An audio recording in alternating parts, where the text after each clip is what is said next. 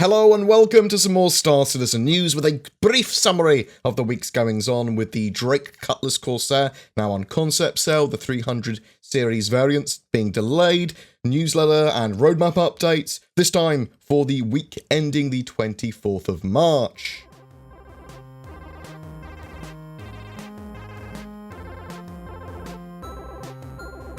In this week's Star Citizen newsletter, it states, the EVOCATI have been digging into the broader Star Citizen Alpha 3.5.0 with wider audience access right around the corner.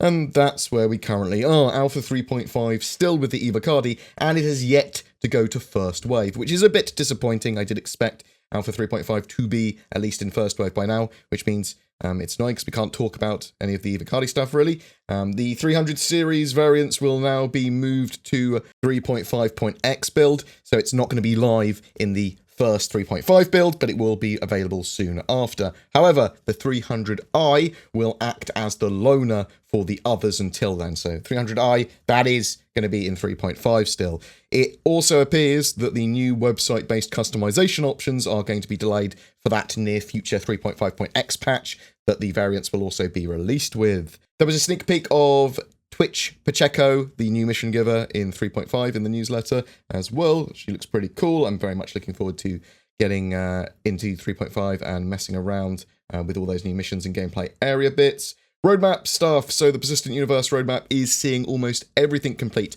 for Alpha 3.5 now. ArcCorp Area 18 and all the locations around there are now complete and in polishing, as is gunship behavior, the heat system, AI bounty hunting and environmental missions, vehicle scanning, HUD improvements, quantum travel improvements, vehicle scanning improvements, vehicle tech updates version 1, VoIP and FoIP improvements, projectile manager, flight model stuff, object container streaming improvements, the Bano Singe cannon, which is odd seeing that the Defender's been moved to 3.6, the Gemini S71 assault rifle, tarantula revisions and the Coda pistol. We are still waiting on the expand mission area to be completed and encompass the ArcCorp gameplay area. This is obviously quite important. This is literally the hooking up of all the missions for the new gameplay area, making sure that the old missions use the new area and adding new missions in to that area. There is a new feature, Star Marine Damien comms and quality of life improvements, expanding Star Marine gameplay and content for players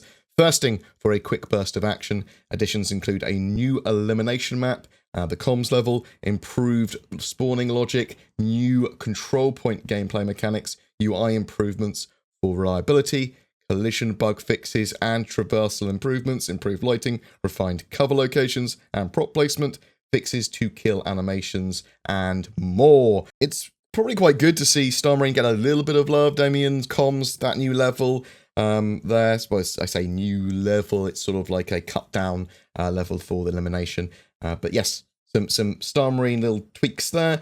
Squadron 42's roadmap has seen a few features move from Quarter 1 to Quarter 2, just basically being pushed back as they need a little bit more to finish them off. This is FPS Stealth version 2, Player Carryables version 2, Player Free Look, and the Organic Shader. They've all been moved to Q2. There has been notable progress on Ship AI 3D pathfinding, mission logic, and on Gas Cloud VFX improvements, though. The Bengal, that super carrier, has also seen more work. It's a big ship and now has 15 of its 41 tasks completed.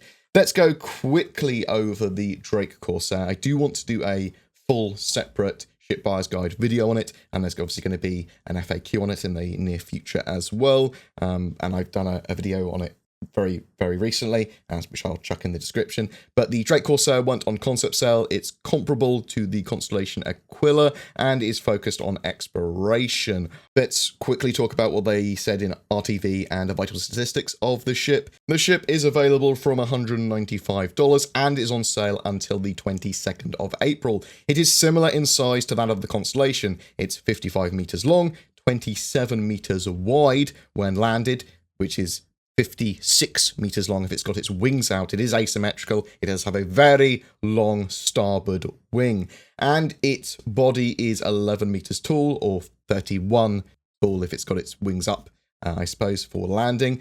The ship has 2 manned side turrets and 2 pilot's chairs, so it's appropriate for 4 crew. The impact of its asymmetrical design in atmosphere will be minimal though.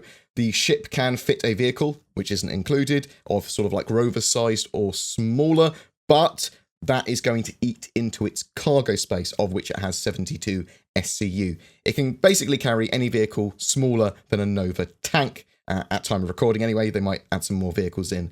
The side turrets won't fire directly forward or backwards on the ship. They have a port or starboard facing and have 2 size 2 guns on each. All the components on the ship are of medium size and are accessible, or at least most of them are, from the center of the ship. The ship does have 2 power plants, 2 quantum fuel tanks and 2 fuel tanks for ample range and power.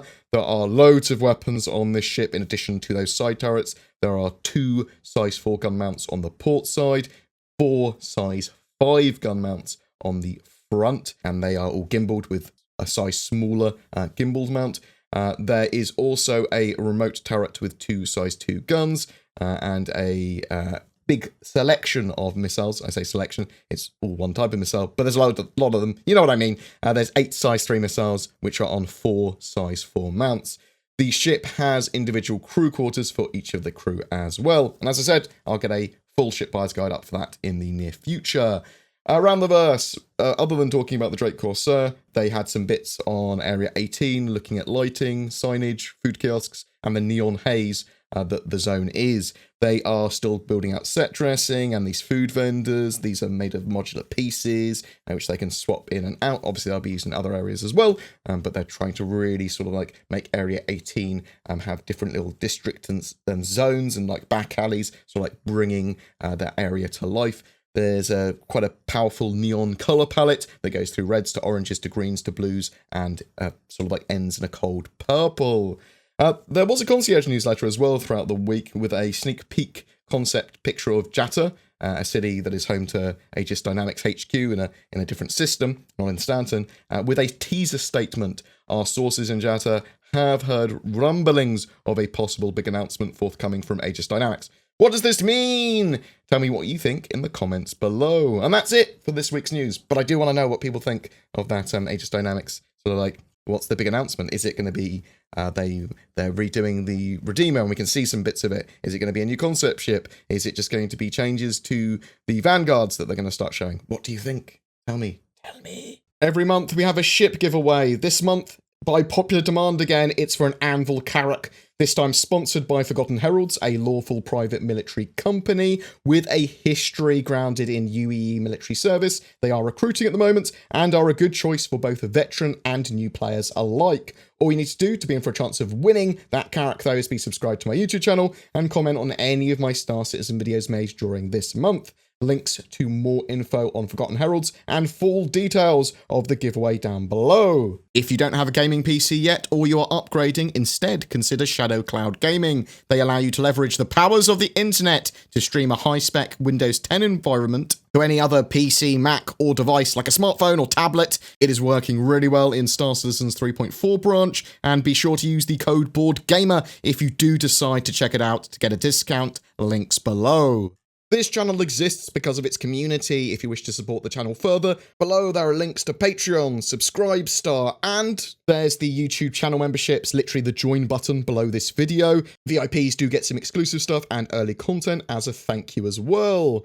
If you have any feedback, suggestions, or just want to say hi, please drop a comment below or poke me on discord.gg/BoredGamer. Thanks for watching, and I'll see you in the verse.